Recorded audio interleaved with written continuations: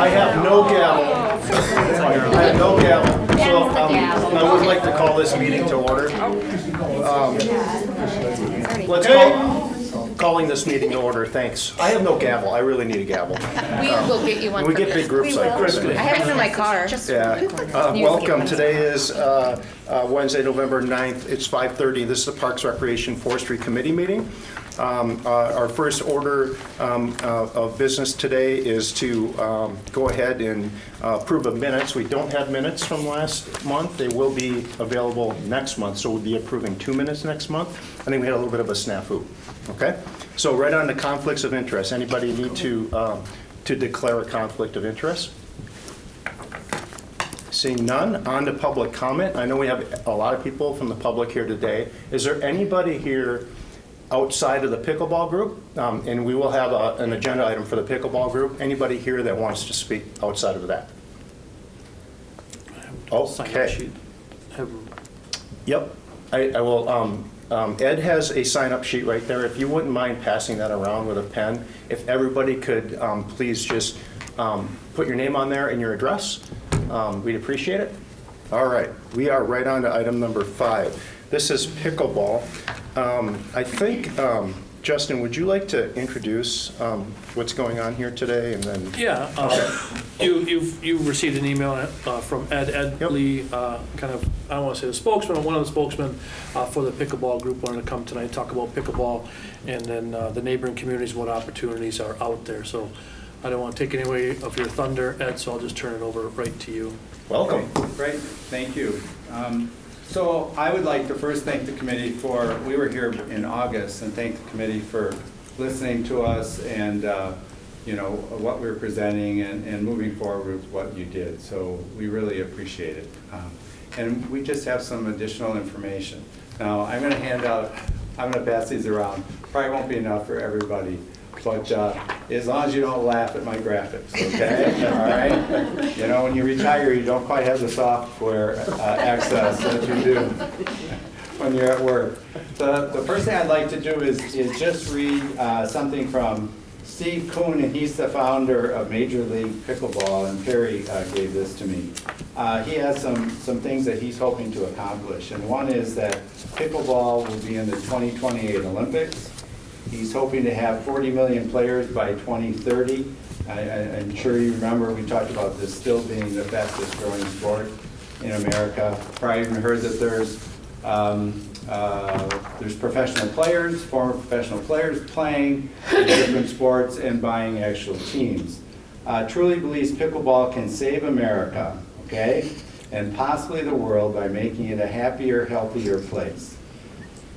Players at rec centers are not sorted by gender, age, or race. It is simply the next 4 paddles up. Last and most important, everyone is welcome. So just a little flavor of I guess, what we're having fun with. So we just wanted to share that, okay?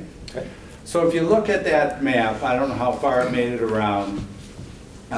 We're this, and I apologize to the group, I don't have more of them. We are this square in the top of Wood County, if you see where we're at.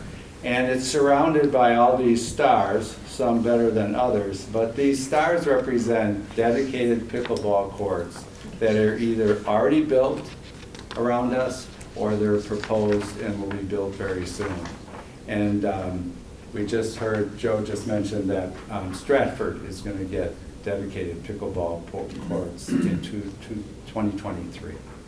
So I think the surprising thing about where all those pickleball courts are, one of the surprising things is we're really one of the last communities our size to have one. And so the places, there's pickleball courts, they're in Eagle River, Merrill, Neillsville, Plover, Rylander, Spencer, Stevens Point, Three Lakes, Tomahawk, Town of Rome, Wausau, Wisconsin Rapids, and now Stratford. So we just think it's important to point that out, that we're kind of the last community our size. So,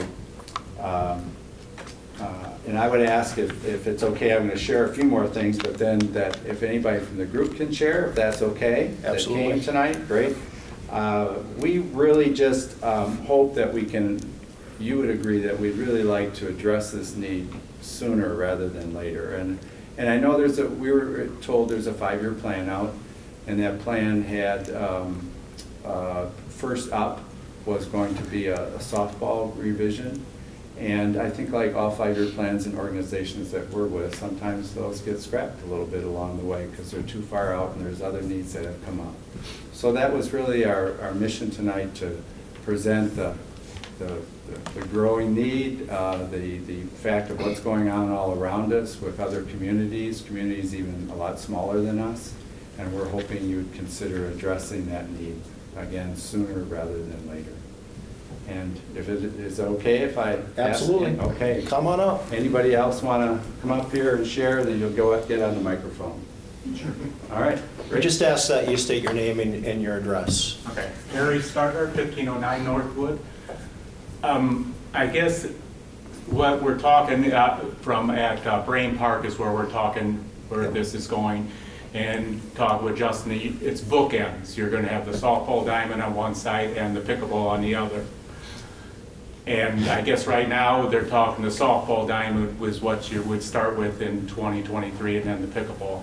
I guess as a group, we're just hoping that them two can be flopped. This was set up in 2018 before pickleball has really exploded like it has. That's when the guidelines were set up that we're going to do the softball diamond before the pickleball. I think everything has changed drastically since then. Like I said, all we're looking at is that we can do the bookend, the pickleball court before the softball.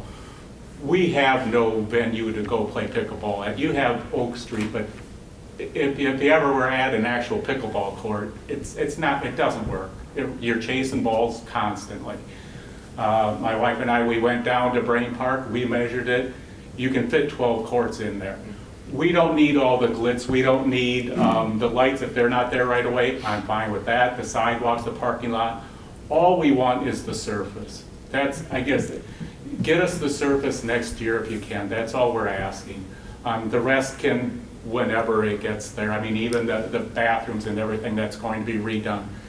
We just want the surface so we can go play pickleball. That's all we're asking. I'm willing to donate my time every Tuesday night. If people want to learn the game, I'll be there. If I'm not there, I'll make sure somebody from the group is.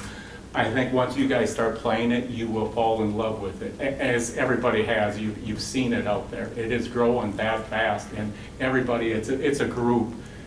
You know, where you're talking, meeting people, that's where you meet people. And you will love it, I guarantee you. You know, for me, like I say, we just retired.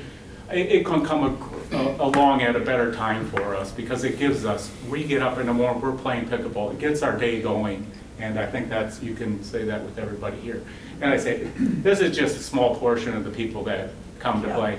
Even at Oak Street, like I say, when we get 30 people there, a lot of people are sitting. We can't even grow anymore as a group because we don't have the facilities. So that's all we're asking. From what I kind of understand, the funding is about the same for softball it is for pickleball, the cost-wise. It's not, if you're just doing our courts, that's all we're asking. We would love it if you could switch them to around. So. Come on up. I'm Julie Hiding. I'm from Stratford. So I play between Wassa and Marshfield because Wassa has dedicated pickleball courts. They have 9 dedicated outside pickleball courts.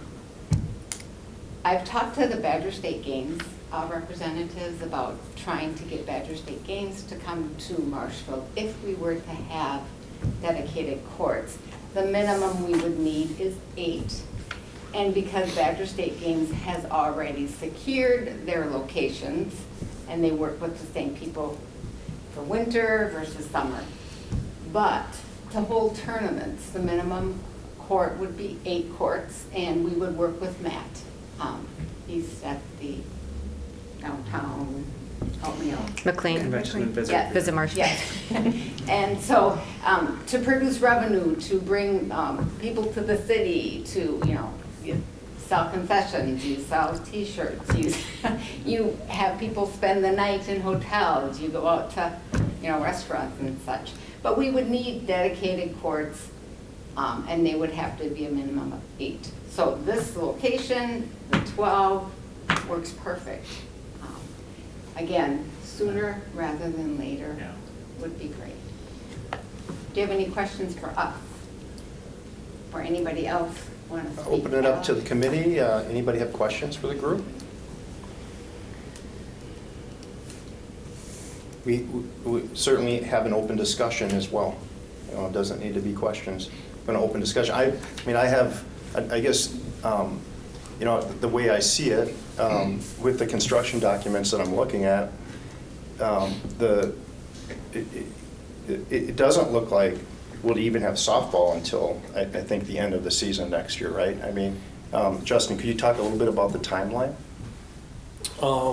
Timeline would be, bidding would take place in May for any projects, so that'd be the soonest you could go out to bid.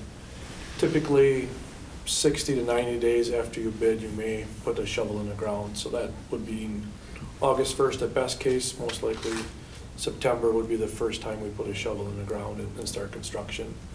So there would be no pickleball courts, no matter what we did, flip-flopping or not flip-flopping them for 2023 until probably late fall at the best So case. then if you did But flip, Right, but okay, say you didn't though, well, now you're still kicking it back, so now you're all the way to 2025. Well, I don't want to get into, so the park has to be designed as a whole. So- And that's in May of 2023. So it's going to take 6 Yeah. months to design Yep. everything. So it won't, once it's done, it's designed, so pickleball will be designed, softball will be designed, the sidewalks, parking lots, everything. And then we bid it out after that. We won't wait till May to bid out any of the other projects, like the restrooms or the pickleball or softball. We'll do that in January of each year.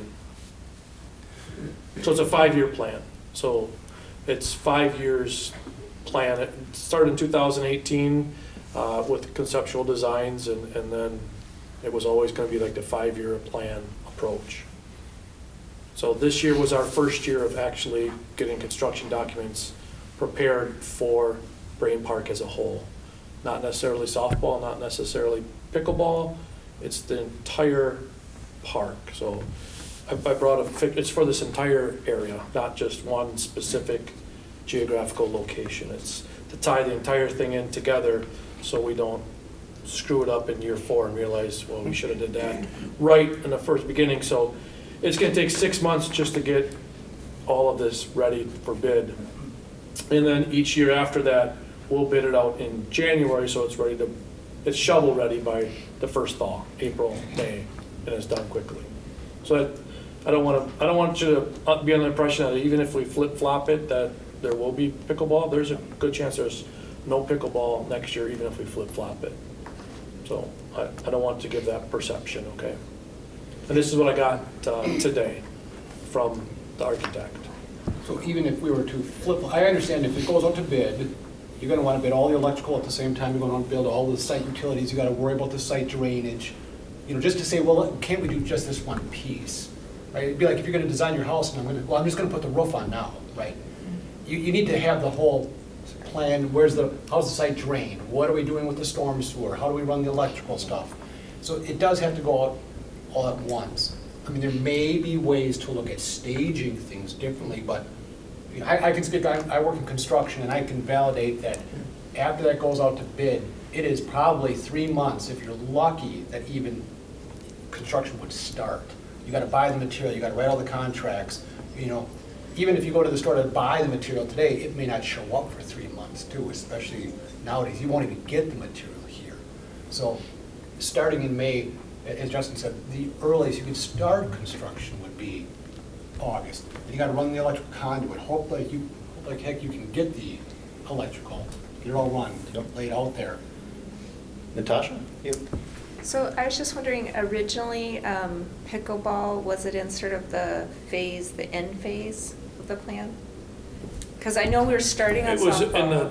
It was in phase 2, year 2. Year 2. Year 2 of year 5. Okay, so softball was year 1. And then the courts were gonna be year 2. Yeah, the courts were just labeled as year 2 Okay. because we didn't know what to do with the courts because there wasn't a clear. Yeah, at that point, there Direction really on was no what- pickleball, right? Sure. Right. When that was being talked about, and I think when this group came, that's when this committee decided, Now- we need this, to make this a single-use, type of situation. Right. So, just so you all know, the city's in a budget crunch, Yeah. so this is why this question's coming in. The funding, is it about the same for softball, like those phases? Yeah, Is there's it- $25,000 difference. Which Softball way? Softball being 25K cheaper. Less, yeah. Less. Cheaper. And is it all being done? I'm sorry, originally softball was 175 150, and pickleball was 175. That was Yeah. for the Like 25,000. extras. That was with all the extras in there. Like I say, the courts, we're just doing the courts itself. Strictly just give me then we weren't at that 175. Yeah, and it's not as clean as just saying it's that because you gotta pay for architectural and engineering services that's filled into all of the numbers throughout the 5 years, so it's not just that easy, so, the pickleball courts could cost much less than 150, it could be 100,000, it could be 75, it could be 250, I don't know, but there's other expenses associated, like drainage and lighting and electrical conduits and all of that stuff. Natasha? So, the funding for this, I'm assuming like, this is all gonna go under debt, right? We're borrowing for this? It's mostly room tax, so we get a portion of the room tax each year, and that's why it's on a 5-year plan, without having to borrow for it. Okay, so what percentage do you think is gonna, give or take, for this project, come out of room tax? I don't know the percentage of room tax for this project. Okay.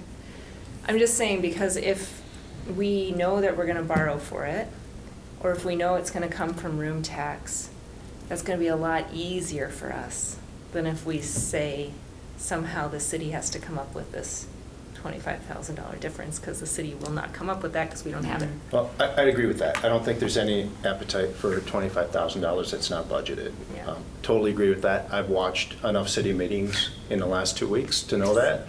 It's just not going to happen. But I think, there could be some consideration to, a swap if there were some way to make up the $25,000 or $30,000 with fundraising, on top of what was budgeted. I'm just thinking, if you think of the constructability of this thing, you're basically having to lay out a pad and then put down a type of a surface, right? So maybe there would be a way to say we do get at least the surface done in the Yeah. fall of '23 to prep yourself so you're ready to go with spring of '24, right? Yeah. Because if you wait to start in the spring of '24, Mhm. then you're basically out to the summer. So swapping softball and pickleball will get you pickleball quicker, but it's probably still not going to get Right. pickleball next year. Understand. Ed, go ahead. I'm sure we don't want to, we can't get into all the intricacies that Mhm. you all know about, that we don't. But really, we're just asking if you would consider addressing this need, which has really changed a lot in the last couple of years. And wherever it plays out, it plays out. If there's an opportunity to bid the project and know where you're at, and there's a chance that just putting the surface there and getting some pickleball nets gets us started, great, but we understand that. Is there We're just hoping any, you'd want to address that. is there any appetite within the group for, a champion for fundraising? There could be. Because I think that's what Good this would answer. be, right? I think if the committee were to consider a swap, the concern is budgetary, based on timing, and timing only. And if there was a way to make up the shortfall that it's going to take for to swap the two with fundraising, there may be some appetite to do the swap. Okay. So I'm confused about the shortfall, because what I had taken notes before was that the softball was 175 and the pickleball was 150. That's opposite. It's the opposite? But when you did the opposite, you said you were including the sidewalks and the benches and I guess that my feeling is, if them are 5 years down the road, it doesn't bother us. Just, what is the cost of just simply the surface of the pickleball compared to the softball? You know, I can't answer that because we're not in construction documents and estimating on what that would be, on how that would relate. Literally, I got the RFP for the construction company today at 2 o'clock. Okay. So that's why I'm like, oh, I should probably bring this to the meeting to make Sure. someone's aware, like, no matter- even if we flip-flop it, pickleball still may not even happen just because Right. they need 6 months to have construction documents ready for the entire. So the question I have then, as far as fundraising goes, why would we fundraise now when we're still not gonna get it? Well, you would get it, anyway? you would get it quicker, right? I mean, because of, Well, you would How be would we swapping, get it quicker? you'd be swapping the two, yeah. Before You, you would wait, the next season is when, if you swapped them, it would be the following season for softball. 20? Yeah, But we still wouldn't have pickleball till 24. right. Realistically. Either way, yeah.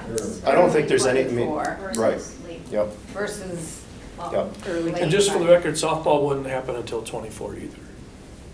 Oh, Yep. Just so they wouldn't be using up that. and running. They would have to wait till, it's gonna happen at the The end of next the fall season, and then Correct. it's winter and then they're not gonna play on it. Okay. Yep. So they're not getting softball next year But either. you're only, excuse me, Steve Vander was Yep. Eagle Road. But you're still gonna do one at a time though. You're gonna can only afford, stop yeah, first, it's or you're gonna do pickleball first.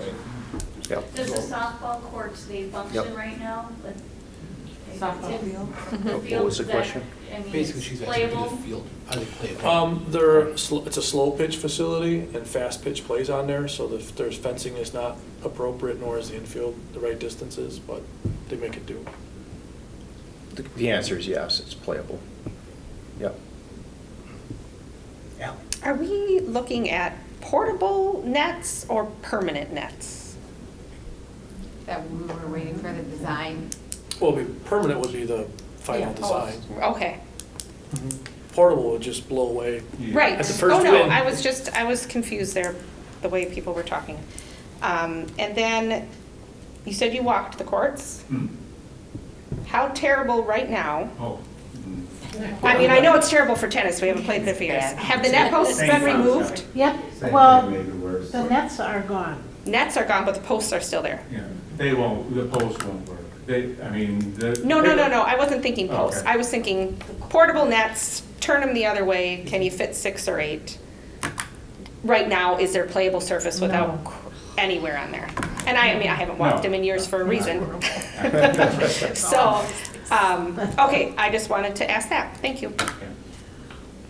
Yes. John P. Bassel. I'm just, it sounds like it's coming down to financing, that's number one. Number two, will there ever be a breakdown of the actual costs? Pickleball versus softball. I mean, obviously you don't have it now, you don't have any bids, but will that be available to anybody? We can ask, but the project itself is an entire park project. So they won't probably bid out just the softball, but they'll bid out anything that's relatively related to the softball, like the sidewalks leading to the softball, or the curbing, or that things that are going towards the softball, because it doesn't make sense just to have this stop there, because your bidding is not gonna, so. Right. And As for them being separate, I could ask the architect to do the best they can to get that separate. Well, the reason I say that, okay, let's just say the pickleball is gonna be, I mean, you're saying there's no differentiation. However, you determined that pickleball is 25,000 more. So that's kind of not adding up. To me, that's number one. Number two, if you had some kind of a breakdown, you know, if this group is going to do some fundraising, to maybe make up some sort of a shortfall, would make sense to know how to target that fundraising. It's a lot easier to fundraise Yep. when you have, you know, a goal in mind. Yeah. Yeah, is there a way to get an estimate even before this? I have to go to Board of Public Works next week to ask for approval, then Common Council the week after, so I don't know what their schedule's like. I haven't had any conversations with them.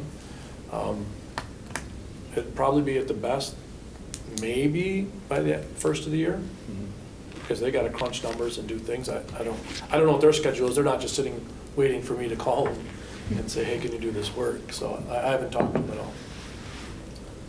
I just wanted to add, maybe a stupid question, but, so the proposed cost for the softball being $150 and the pickleball being $175, that's regardless of when they're done, that's just the cost that they are? So Those are budgetary numbers. budget. right, budgetary numbers. Okay, so there's not an increased cost in flip-flopping the order, just in the actual design and construction? Mhm. Okay.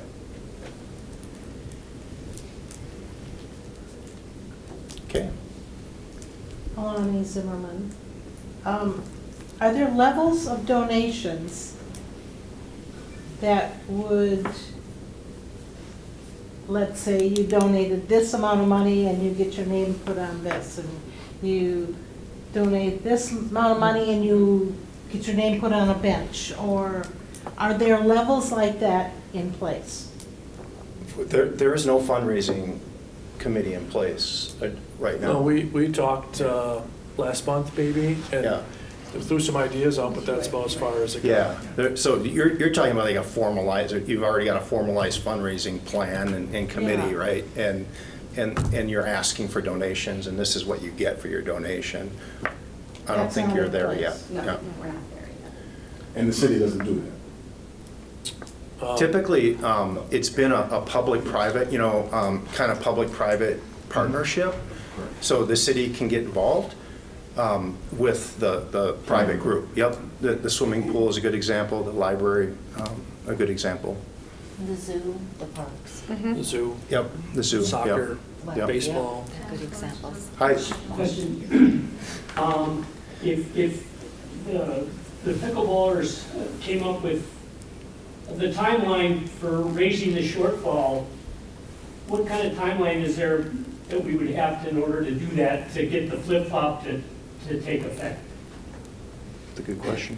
I think we could flip it at any time during the design phase, because he's designing the entire park. So it's not like he's just designing softball, he's designing the entire thing. So you could flip it at any point up till the time you go out to bid, which would be, right now he says May. Who makes a decision to flip it? This committee that would make the decision. This committee right here. Right. So when you bid, you're bidding the whole project or you're bidding sections of the project? Sections. Okay. Thank you. Other questions, discussion? I guess if we flop it, is that gonna cause a budgetary issue with the Parks Department? Or is this project being budgeted It's not to related to special? our operations at Okay. all. I think, Brent, I think the way to go is, to make a motion, if the committee wants to, do the swap, that would be contingent on fundraising for the difference of the budgetary number. Yeah, I'll make that motion if nobody else wants to. Can I talk? Can I ask? You sure can. So what happens when, if we move forward with all of this, what happens tomorrow when the softball players then approach us and say that is a change we were not expecting? Yeah, so it's my As a recreation understanding. manager, I need to kind of know what's. I understand, Yeah. but, at the same token, we have, representation from a large group of people. Were they aware And that they should be here to discuss the matter, and is it a debate? Who would that be? Who would that group be? I mean, there's like 17 softball groups we could Right. have invited, had I known. School Also, district? is it a debate? These are just questions, because I don't know. Yep. So is it a debate, like who chooses that it's flop? Like, think I understand the That's one committee. of my concerns too. I respect it, and guys, I think Right, you've done a great 100%. presentation. Yep, But you've only invited one side to the debate, Yeah. right? So we've not put this on notice. like does to the softball even know softball- that it's Right. being discussed? I think it's unique in this way. It's different, and this is just my opinion. Pickleball has exploded. I mean, I've heard that not only from this group, and this is a recent explosion. I've seen it on almost every morning show on national TV. I've seen it all over the place. Softball has a facility that they can play at right now. They have a number of fields in the city. And it's just, to me, I feel like this is a unique situation. We didn't even plan for this when we did the master plan for the park. And just based on what's happened in our own community, being so far behind other communities that are so close by, that I think it's unique, and we should consider it. That's my take. But I know what you're saying. You're gonna get the calls. I mean, it's Can refer 'em schools, to Ben. Yeah. so many different organizations that we take rentals for the fields. I mean, it's, Yep. I don't know if it is a debate or like we just hear one side and then we decide. I don't know how that works. So I just wanted to bring that point up. Yep. Marilyn Vanderwist, Marshfield. Your answer to those groups is you have other facilities within the city to utilize. The pickleball group really doesn't have those facilities. The other thing, when I think about playing at Oak Street in the summer, and we're new to pickleball, but there are maybe 2 days a week that they have tennis lessons on the end court, and they squeeze our group down to 3 courts versus having 4.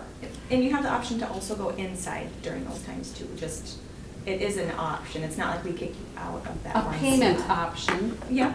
A payment option. But those people are paying for tennis lessons too.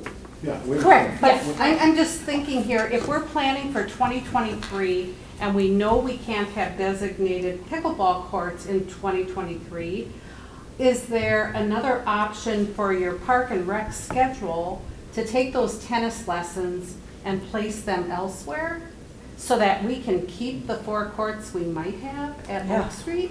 Yeah, I think that's something that you can work out, with recreation, I'm just saying, outside that's of maybe this. another option. I really think that's operational, and I think that's something you guys can work out. Just, yeah, exactly. I do have a motion. I have a question. Somebody has a question. Can I ask one question? Yes. Who's the primary user of the softball field? Is it the school district?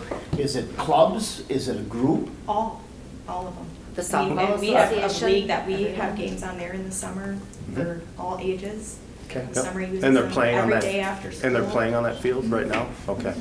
Maybe not right now, but throughout. Well, yeah, but when September, during October. softball. No, I mean, like, this last season, they played on the field. Yes, yeah, Okay. yeah. Okay. So it's usable. Daily. Yeah.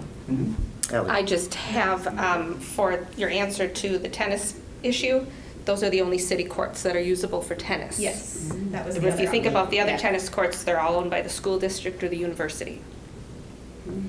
So again, we're stuck with. Sharing. We're sharing a tennis court, not a pickleball Correct. court, which is different. Yep. That's where we're asking for Tennis dedicated courts have got pickleball lots court. of cracks in them. Well, and not just, it's the cracks, it's the height of the net. Yeah, the chasing. I'll second the motion. I've got a motion and I've got a second. And just to repeat the motion again, Brett, I think this is a motion to approve a swap of softball and pickleball's schedule for build if contingent, right? Contingent on fundraising to make up the difference in cost. Which we don't know what it How do is yet. how do they know what that difference is? Yeah, what happens if the budget comes in less? Then Well, then there's no you don't need, difference. then it's an automatic flop. Then there's no difference, right? Right now it's 25,000. Exactly. You're- Yeah. I think we're gonna get a better idea of this as time goes on now. But the way I see it is if we can make this happen, they'll get pickleball sooner than waiting for the season after softball. Right? We're already behind the curve. Yeah. I had a motion and a second, and so I'm gonna take like discussion and questions from the committee.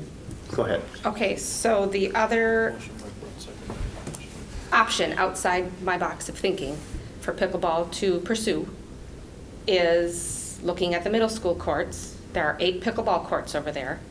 I know you don't own portable nets. The school district does. I'm just thinking of next year. Some type of an agreement maybe can be worked out with the school district. I don't know. I'm just putting it out there that that's a surface. That would help That's 8 courts, for a year. big. Yeah. Drives me crazy as a Right. middle school tennis coach, having to teach my 7th graders about pickleball lines and tennis court lines. But it's an option, and I think with a positive group like yours and pitching it to school district or to the powers that be, there could be an agreement. We could use it during the week? I'm just saying. Okay, But because then I'm you- thinking, it's summer. And then you have spring, 5, yeah. so during school hours. No. Say summer. I'm saying summer. Summer. She's saying Summer. Summer. This is the- Summer. June, July, August are not summer school, July and August. Summer school, anyways, typically doesn't handle 23. those courts. Gotcha. I played on those courts for pickleball. Okay. They're good. I've got a, Sorry. I've got a motion. Eight. I'm sorry, excuse me. But the nets are. Excuse me. I've got a motion and a second. I need to know any other questions or discussion from the committee. Ben? Just one on the mechanics of this. So, with this motion, we approve the swap if after the initial budgeting comes in. So we're gonna go to architecture, they're gonna say, based on our updated plans, these are the two numbers, we find out the delta, and then we come back to who to say, now if you can fundraise this delta. So the original committee, well, Perry, Ed, and I, Yeah, Jolene. I mean, and then we communicate with the whole group. okay. And then, in that point, we can lay out a schedule of how we do this. Okay, good. Any other questions, discussion from the committee? Okay, let's take a vote. All in favor? Aye. Opposed? Okay, that motion carries. Thanks for coming. Thank you. I think we're ready to move on to item 6 on the agenda, our swim lesson partnership. Justin? Amanda actually is up. Amanda? Swim lessons, buddy. I have no idea what you want me to say about it. Read your memo. Read the memo. I updated the contract for 2023, 4, and 5. This is not the right one. I did a new one as of yesterday. That was the guy who I wanted me to remove the pricing. Yeah, we have to keep it open. Because of open door policy. If you guys have a packet at your place, Amanda had an updated one. One says final, one says draft in your stapled copy. And the one that says final is the updated one. And then the draft, obviously, is the original one that was sent out in the packet. So we just got the final today from the YMCA because Amanda was working on a few technicalities with the YMCA, so. Were there any changes? He just wanted me to remove their pricing from it, but he said they'll continue to give a $10 discount to city residents, no matter how their pricing fluctuates. And then our number stayed the same. And then the sentence in the red was obviously just coordinating of the ad.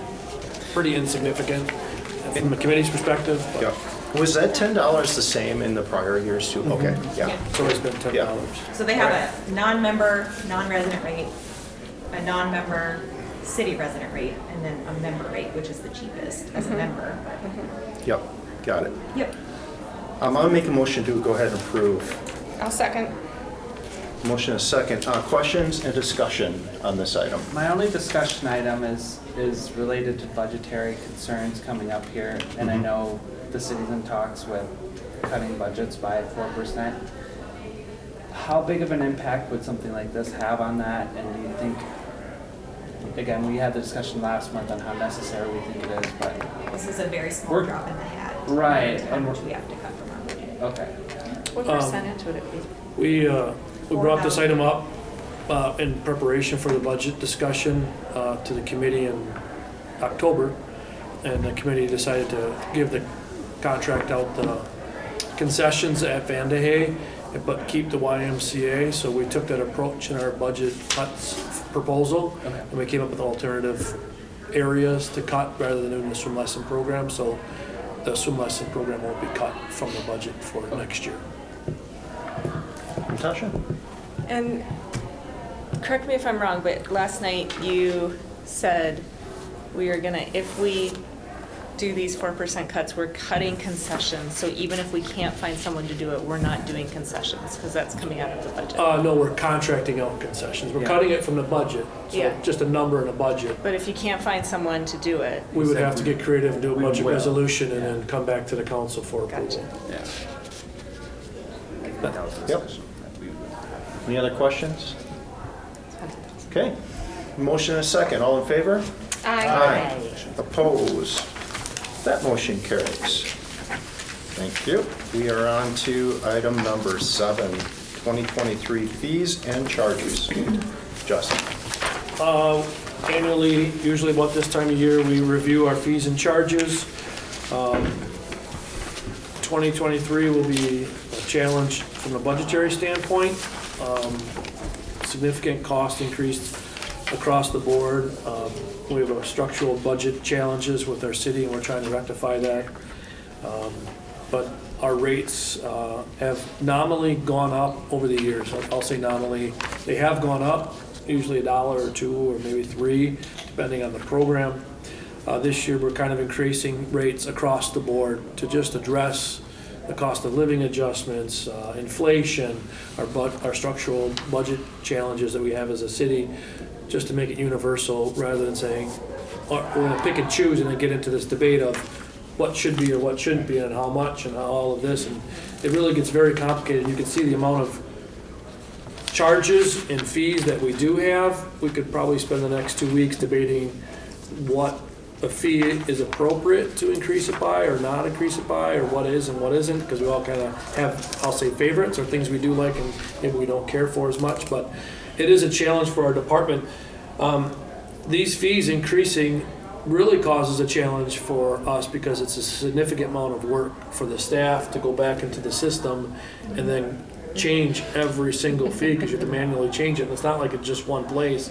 There's a resident, non-resident, everything across the board. So increasing these fees for 2023 is a lot of work for us. So we as staff are pretty hesitant on actually increasing fee because it increases our work. So we'd rather do it on every other year.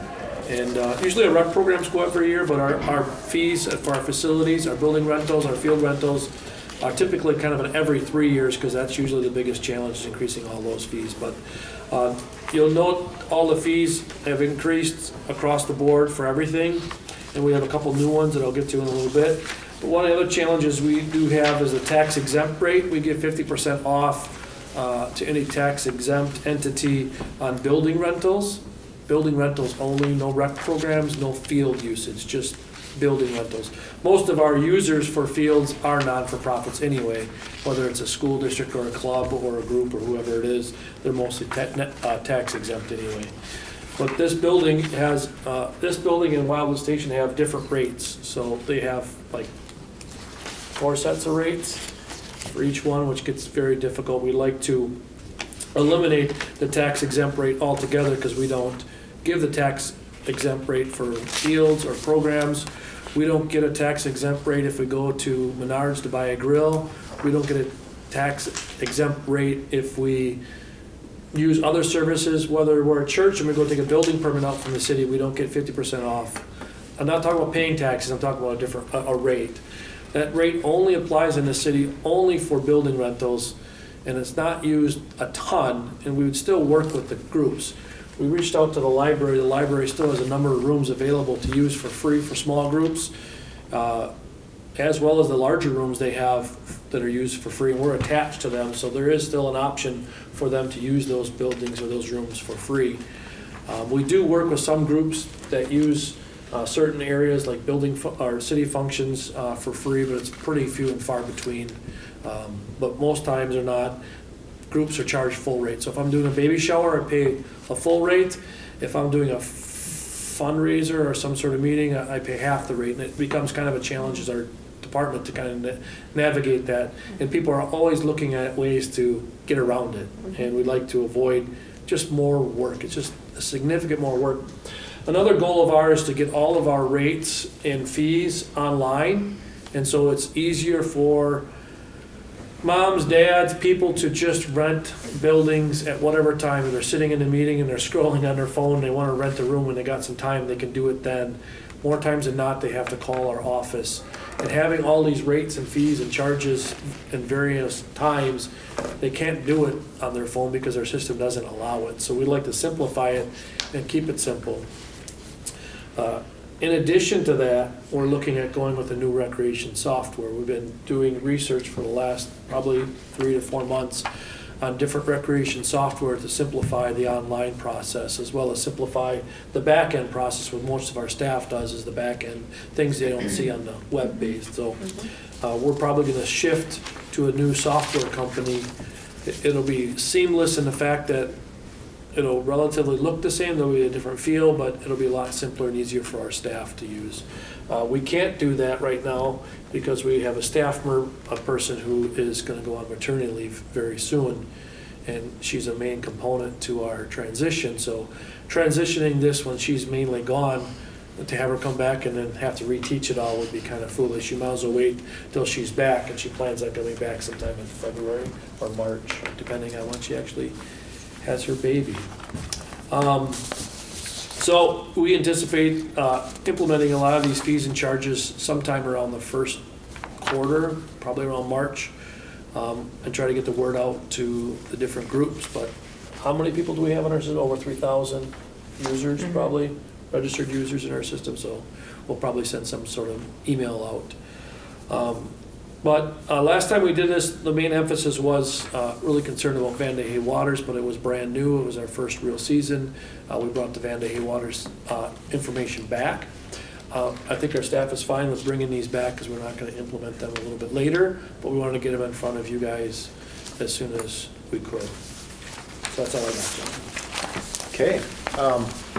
I'm going to go ahead and make a motion to approve. And then entertain a second. I'll second that. Second by Randy down there, so that we can open this up for discussion and questions. I'll start with the first question. So the nonprofit thing, you said that's like a 50%? You get like 50% difference? And there's not there's not a lot of nonprofits coming.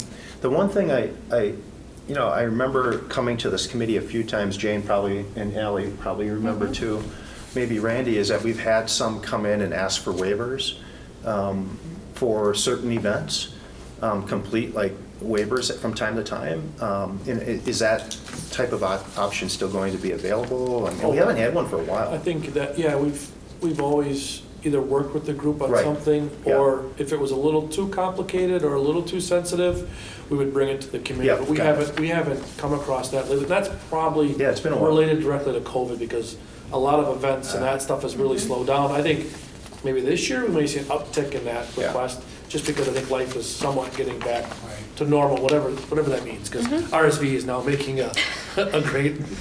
Yeah. Okay, I have one other question and then a comment. My question is probably for Nikki. With the changes in the Wenzel Family Plaza, I'm assuming that most people who use Wenzel Family Plaza are just needing sound, right? Is that what's going on there? Not necessarily, because we are not offering that potentially this next year. What they're doing is renting the stage for usage and the greenery space in front of it. Okay. And that could be nonprofits holding a dedication walk, or a party wanting to rent it for, maybe a concert that they're putting on. Sure. Which would not be our system. It would only be the usage of stage and electricity. Gotcha. So that's taken a pretty big jump. It is. Yep, and understandable. And I get what's happening budget-wise. Would there be an option for people who want to use it to hire sound? Or They can on their own. Okay, gotcha. What this is saying is we are not allowing them to use our owned system, because at that point then we'd have to also get a sound tech, and there's a lot that goes into that. So that would only be for our events. Okay. Go ahead, Justin. Just, I wanted to note that the fee that was on there was for a half day. Ah. And we have no half-day rentals. People who are using it are just using it for the whole Gotcha. day. So we moved from a half-day to a full day. So the jump is big. Okay. But there's also going from a half to a full day rental. And then I think, I would just like to make a comment that I completely and totally understand the increase in these fees, just based on what I've been hearing throughout city meetings and what things are costing me when I go to the store. And typically in the past, if I would have seen something like this, I would have went, oh my gosh, this is, you know, but I myself understand, so. Yeah. Any other questions? No, I just have one comment. I understand too, because when you go to a movie, I mean, how much does it cost to go to a movie? It's like, and you can get this stuff for basically, I think it's very reasonable. My other question was regarding the zoo off-campus outreach. Do they travel? I didn't even know they traveled. It says off-campus outreach, city limits, off-campus outreach, out of city limits. We've started doing it a little bit here the last couple of years. Okay. Yep. I didn't know that. So with some of the animals that we did in the Welcome Center. Okay. Cool.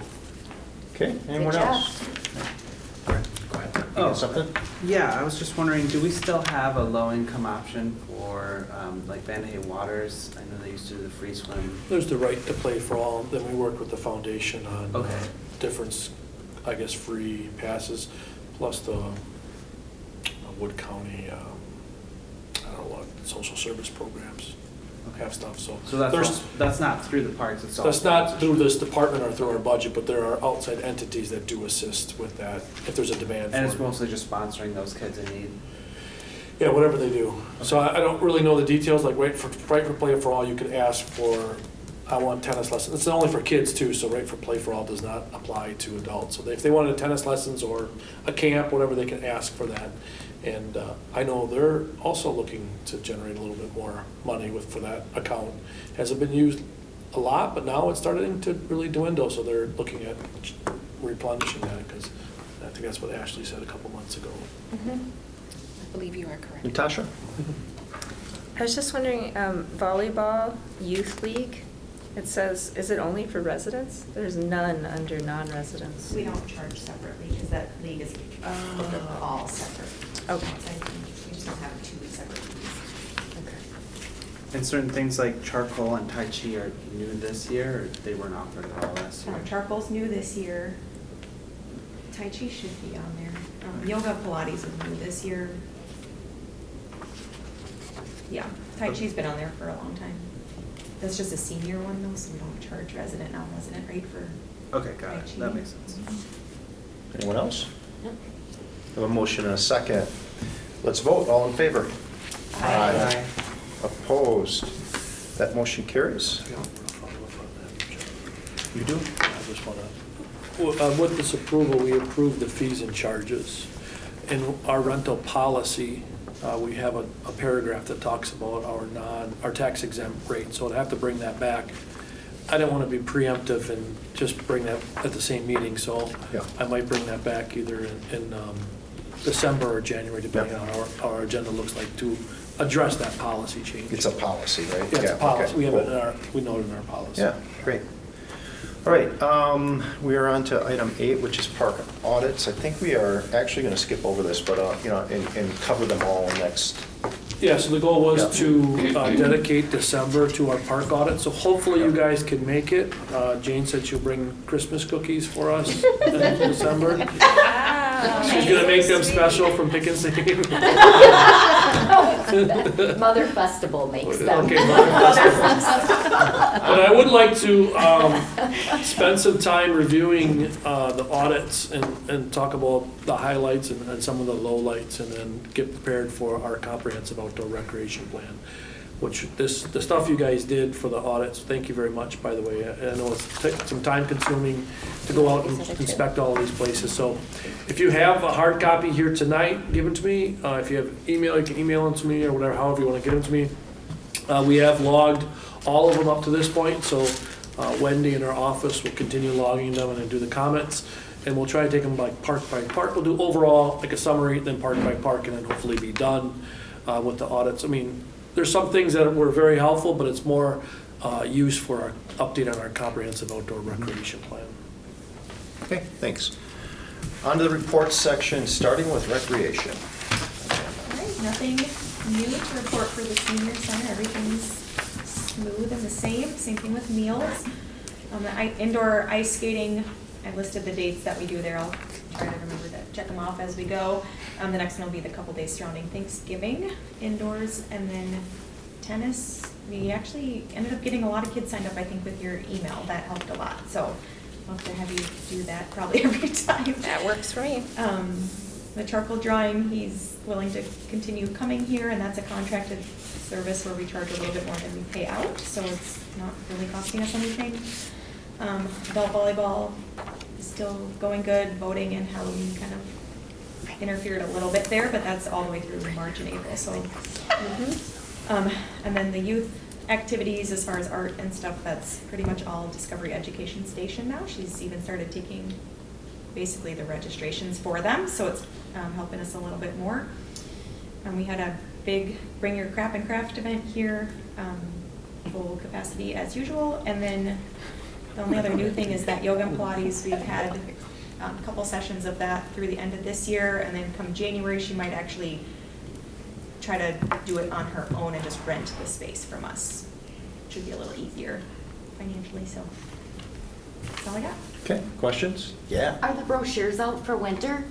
No. Let me know. 'Cause Yep. People have been asking We're for planning them. on early December for that, Okay, so maybe okay. plan on mid-December, just in Okay. case. Okay, just We're let really me know. shooting for early December, Okay, yeah. let me know, because I went through a whole, like, 3 boxes of the fall ones Of the fall already, ones, yeah. And people are asking for them. Okay, that one will be good and full of Okay, stuff, so. great. Yeah, early December. Sounds good. Anyone else? Okay, on to Nikki, events and programs. Yep, so I did take it off, but we had the Halloween events that happened around Halloween that we partner with, Main Street Marshfield. All of those events went really, really well. We had to move the luminary hike from Monday because it was pouring rain to Wednesday. It didn't seem to affect it too much. But we're always looking to improve that event, and it's fun to see the differences between the two different holidays versus the, Halloween versus the luminary hike for cabin fever. So that went really well, pumpkin painting, all of that.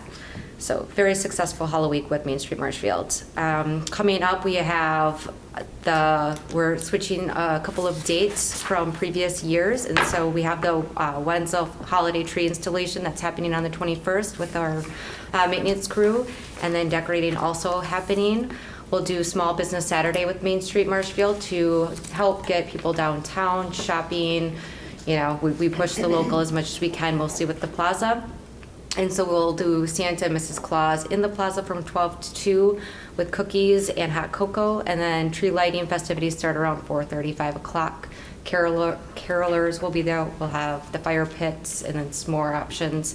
So that's something fun to look forward to. And then the Santa mailbox will also be available starting that. That's something that I brought over from Main Street when I came to Parks and Rec. And so kids can put their Santa letters in and Santa will respond. The pantry does, and then Reindeer Day has been moved. We decided to move that to December 1st to coincide with the holiday parade this year. And it will probably be on the 100 block as the parade goes 200 block down. But that will be something we sponsor. Why it's not in the plaza as normal is because we have all of the floats that line up on 2nd Street. And so it's really hard to do anything in the plaza while that happens. And then we did have someone present a couple months ago on the food pantry. We have designed or picked a design for that. And we'll just talk about the placement inside the plaza with the department, see what's best with that. So those are my updates. There's nothing on the 2nd Street Redevelopment Committee. There's been some changes, and then obviously the city with not having Stephen Wiley, and so I think that's kind of on hold right now. But as soon as there's an update, I will let you know. Any questions? Thanks. Questions? Go Yes, ahead. Natasha. Are you excited about the pantry design? Do you like it? I do. What we decided was something that was similar to with the book house that we have currently. We wanted to keep that pretty cohesive, so I think they'll do a good job. Cool. All right. Anyone else? Thanks, Nikki. On to Ben. All right, exciting times. Fall cleanup. No, I think we finally finished up athletic stuff today. We took down tennis nets, the last of the soccer nets, really buttoned stuff up today with athletic fields. Volunteers, Mark has been working with Dan Umhaver. He wants to start attacking Hamas Park buckthorn issues out there. So Mark's coming up with a kind of a year plan, maybe like a 5-year plan on what sections to attack and when. Little hesitant to go green light on it just because we are working at Brain Park the next couple of years. Very staff involved with Brain Park ash tree removals. But Dan's a great guy and we're going to keep him busy as long as he wants to, right?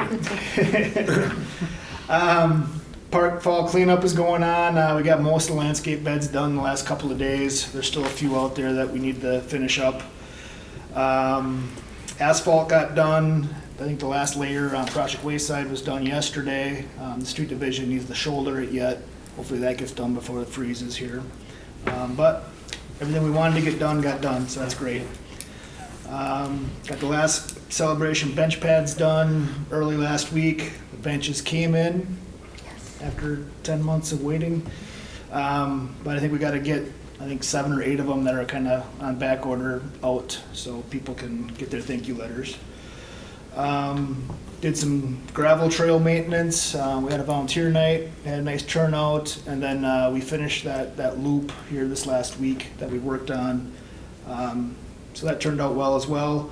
I'd like to try to do a little more after it freezes, probably over at Connor Park with some gravel trail maintenance. Forestry, we got 100 bare root trees planted 2 weeks ago. That was a very nice project. Mark did apply for a grant to the DNR to try to do some more trees next year, some ball and burlap. He's hoping to do out on Highway 13 from Oak to McMillan Street. So if we get that grant, that'd be a nice addition. And then he's also having a baby this winter, so he's preparing to be gone for a while with the ash tree removals at Brames. He was out there marking trees.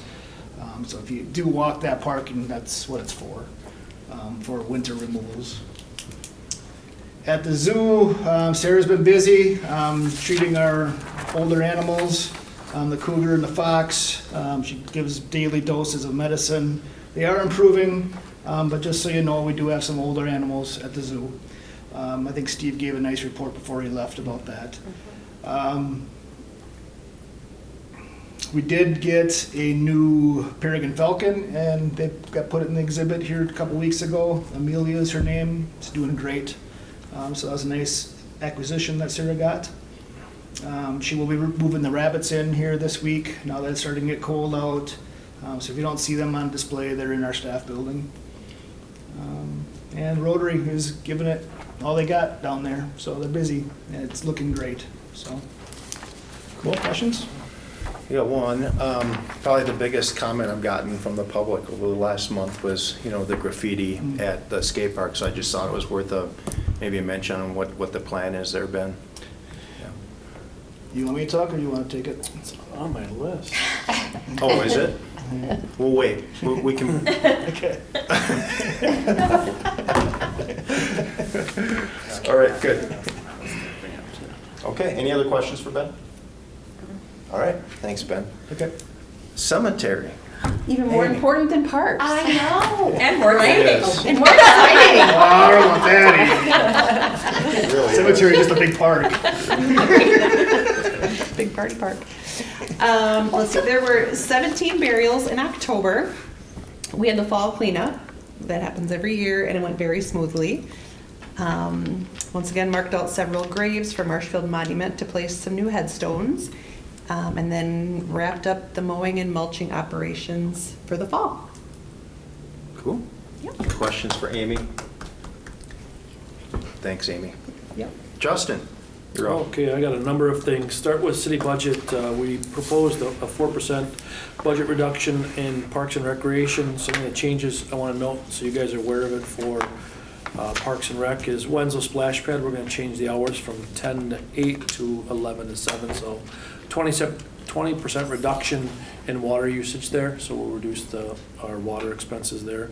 Wild Wednesdays is on the budget to be eliminated, but don't worry, we're gonna work with the Zoological Society on continuing it, so don't react too much. It's just being a budgetary cut. This past year, I believe, our Zoological Society paid for the vendors directly, so we didn't have to, we didn't have to use the budget money, so it was an easy cut. We're not eliminating the program, just to be clear, we're keeping Wild Wednesdays. Working on it now. Keeping it, cutting it from the budget.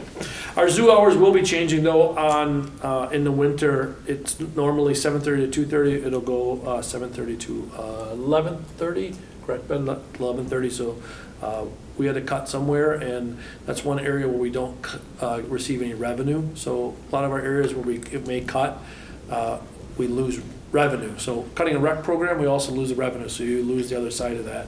Most of our rec programs are about covering their costs, where the zoo does not quite cover their costs. We get donations, but you'll never get enough donations to cover the cost of that operation. So that was one area we wanted to cover. We're still opening the zoo. Zoo's still open year-round. It's just we're reducing the hours and what we would consider an appropriate time frame, which is winter. Can I just ask a question, Matt? Mhm. Will there be a communication plan for that then? Yeah, once the budget is approved, which is not until December, and then we have to take it into effect, so it might not be till January or February when we actually, we wait till Rotary's done and all of that. So it doesn't go into effect till January 1st. My other question is that going to affect retention of our zookeeper? Our zookeeper, no, her hours will, this is a seasonal position. Okay. So there's seasonal people that we hire that work those extra hours. We have a rotation schedule in which a full-time person comes in and feeds from 7:30 to 11:30. So that full-time person will still come. Just that part-time person won't come to take that extra shift. Okay, perfect, thank you. So are you talking about you're reducing the public's hours? Like the public can go from 7:30 to 11:30? Is that what you're saying? Yes. So I'm just wondering, because the winter's so cold and dark, if it might, I don't know. I don't know what the user time frame is, but to me, I would rather go at 9:30 than 7:30 because it's cold and dark. Yeah, so one of the things that we have a challenge with is our operations as a whole as a department. So that person who shows up at 7:30 also does snow removal operations, gets other buildings prepared, and then continues their work throughout the entire park system. So they are focused on feeding and taking care of the animals, but we start with that zoo operation, then it continues on for the morning. So as much as we'd like to start at 9:30, we'd have to flex those hours for that full-time person. And then now we get into a challenge of full-timers who are not so excited of starting later on a Saturday. The guys want to start early, be done early. And then we have rentals that do start early, in which they're coming in and getting that stuff ready. So I get what you're saying. That's why we did extend it. It was very good, but we have to balance this work-life balance in which full-timers may not to be too excited about showing up at 9:30, knowing now their entire Saturday is kind of shot. I'll piggyback on that too, is that same person's maintaining the ice rinks, so we want to get there before skaters in the morning. So it's better to get there at 7 in the morning than at 10 when you potentially have people there. So they open up the zoo, take care of the zoo, and then do everything else in the park system. Come back, end of their day, make sure everything's good to go, and then lock up. So other things, concessions, we talked about, we're going to try to contract out as concessions for Van de Hey, not cutting concessions, contracting it out. We are reducing the hours of Van de Hey Waters. We're going to go from 11 to 7 to 12 to 7. We're going to see what kind of impact it is, but we had to make some cuts in our budget, and that was, I don't want to say easy cut, but it made sense because we're not eliminating a program. A lot of our stuff, if we're going to cut anything, it's almost a complete elimination. Here we can reduce it but still keep it. We try not to cut anything in its entirety, so we kept the hours pretty close to what they made sense. And Amanda and I talked back and forth on what would make sense on those hours. We thought with summer school and getting staffing, it helped to move it to 12 rather than 11, because some of the summer school lasted till about 12. So it made us, for staffing, it will accommodate us a little bit better too. Moving on from just the city budget cuts, the round barn windows are in. Woodstock Construction completed them last week, so all of the round barn windows are in. EV charging stations, which are electronic vehicles throughout the parks and the city. The bases have been installed, electric's been installed, so now we're waiting for the units to arrive, and then they'll finish their installation hopefully before winter. Talked about it quite a bit, but Brain Park just got the RFPs back from 2 companies. We sent it out to 4 companies. 2 declined because they're too busy with other projects. 2 accepted, and we're going to go with Parkitecture, which is the same company that we used for the pool project. And that's what I was referencing because I got that today. I'm like, well, this is interesting. So if we do flip-flop it, this may not even happen. And I didn't realize it was going to take that long for construction documents, but I totally get it. We're working right now with the fair and looking at different projects moving forward. We're looking at probably building some sort of large fair expo building that can be used year-round. With the loss of the mall coming up, we're going to look for different areas to expand events and activities like home and garden, farm shows, wedding shows, those things. And we need to get a new office there, and there's a couple storage buildings that are almost junk. So we're trying to kill a couple birds with one stone. So next week we're going to take a tour of 3 facilities in the state, 1 in Fond du Lac, 1 in Jefferson County, 1 in Washington County, to see how their expo buildings look, how they function, and of course they all look good and bad. Jurassic Park still working with the Whittier family and Jurassic Park Committee on moving those statues over to Wildwood. They're not going to happen in 2023. It'll be a while before it happens, whenever Clyde decides he wants to start moving them over. We're also working with the Kohler Foundation on that project. They're going to fork over some money to get that designed. I talked about it a little bit earlier. The court plan will be starting. We'll go up for RFPs probably in January and get that process started early part of next year. Working with Bozen on design for the Wenzel restroom and cost estimating. Cost estimates right now are coming in pretty high. That's slated to be bid out early part of next year and then constructed in the summer of next year. Hopefully it goes well and it can be used for most of the year, but we're going as fast as we possibly can, and we can't go too fast because the budget still has to get approved. So we gotta wait for that to happen. Have been working with, just started this week, actually Nikki, Kaylee, and I from Main Street talked, and Stroman Park could use some TLC, so we're working with the Stroman family. Steepa, the owners, and they're and well as the firefighter union. Maybe so we'll see some improvements maybe this year at Stroman.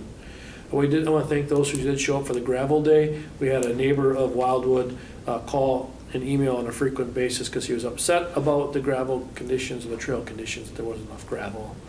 And then we put the gravel down. Ben, was that literally last week? I think you finished up. And we had that heavy rain event. Didn't wash it all out. Does every time. And he called to tell me that it washed out. And I tell him, like, we know. It washes out every time. And he's like, why don't you do a culvert? I'm like, because that washes out every time. Why don't you do this? Because that washes out every time. It's in a lowland and it's a floodplain. You're also going to do an exorbitant amount of stormwater management, which the city cannot afford. It's just unfortunately trails in a lowland. Enjoy whatever you get when you get there, but if you're really looking for trails that are built correctly, then you look at the other ones like Thomas or Weber, or even Wildwood Station or Wildwood Trail by Edler Road. And then lastly, John brought up the skate park. We had, I think most of you know, we had a young individual pass away last month. The individual was connected to the skate park. He was probably a skater himself. I don't know the family, and I don't know the individual, but the kids kind of took to the park as a place to reflect, mourn, and deal with their feelings. They had a makeshift kind of memorial there where there was candles, some balloons, flowers, you name it. A lot of items were there.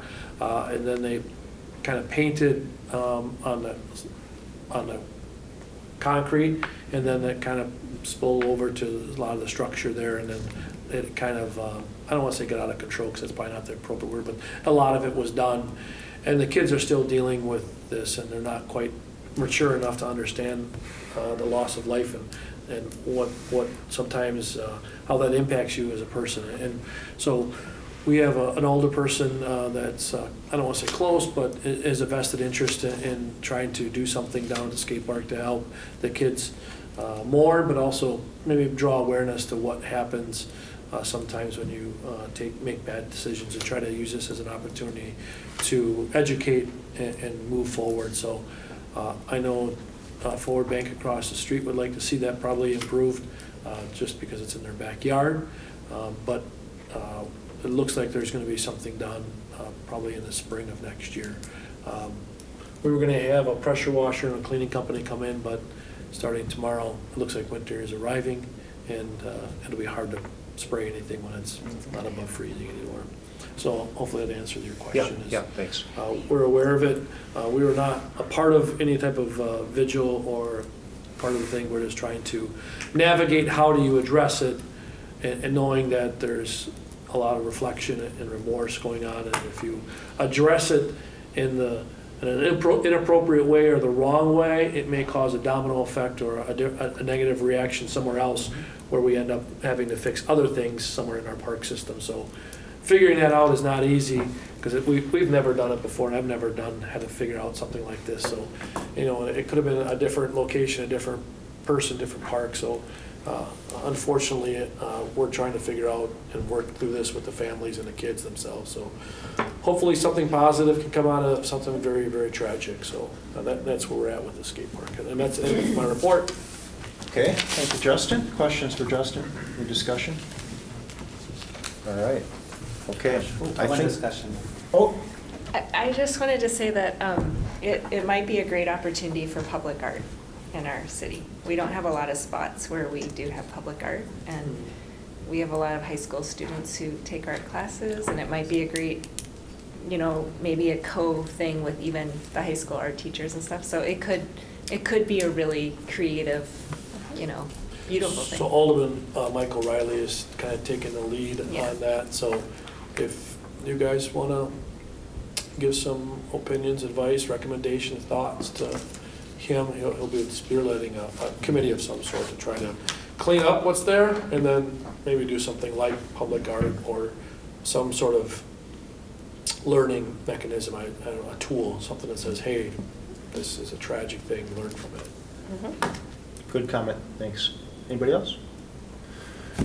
Okay, that gets us to our next meeting. It's Wednesday, December 14th at 5:30, same time, same place. Let us know if you can't make it. At this point, I entertain a motion to adjourn. Ben, second. Wait. I have 3 things that I would like to request be on the January agenda. Did I skip or? You did. I'm sorry. It's all right. That's my bad. Go ahead. Okay, so I did request last time, could we have a presentation about text alerts and Parks and Rec working with communication for that? So that didn't get on the agenda, but can we put it on the January agenda? So I'll work with Tom Laux on that, but Tom Laux obviously is our tax person, I guess. I don't know. Communications. And David's right here, so he can speak to that. I could put it on the agenda, but I wouldn't be able to address it, or our staff would address it. I hope that answers Or that. you could just give a presentation of. I'll have to have Tom or David give the presentation. 'Cause Sure, yeah. That's like me giving a presentation on street paving. It's Yeah, not yeah, going to be very good. Asphalt, great. black, hot in summer, cold in winter. Yeah. Can we just, for next month, we put it on the agenda then? Next month or January? January, because December is all parks. Oh, okay. All right. Yeah. Yep. And then so these are 3 items, sorry. I would love to have a discussion, a true group discussion about the pros and cons of doing no mow May, because it's good for pollinators, but it also might save us money. So I just want to have a pros and cons discussion about that. And then lastly, when we did the code of conduct for the facility, I'm wondering if we could also review that for outdoor spaces, just to be consistent. So parks and I don't things think we have a code of conduct. We talked, I think Well, you're it talking about was the brought up. policy. It was, what was it called? About the loitering and the. Oh, the loitering policy that Yeah. pertaining to in facilities? So if we could just see if we could mirror one or make something consistent for outdoor areas as well. I think that would just be a good consistency Okay. thing. I thought you were referring to the very popular topic that was discussed last night at council, the one that, the weapons and. Oh, All right, so no mo May, we'll put it on the agenda for January, is that okay? Yeah, is I that like okay? the idea, I think we should talk about that. Yeah. I see that in a lot of communities, but not here. Stevens Point has Yeah, it, yeah, a lot of right, them do. Yeah, yeah. Okay, now, we had a motion, we have a second, Randy, right, to adjourn. Now, all in favor? Aye. Opposed? We are adjourned. Thank you, everyone.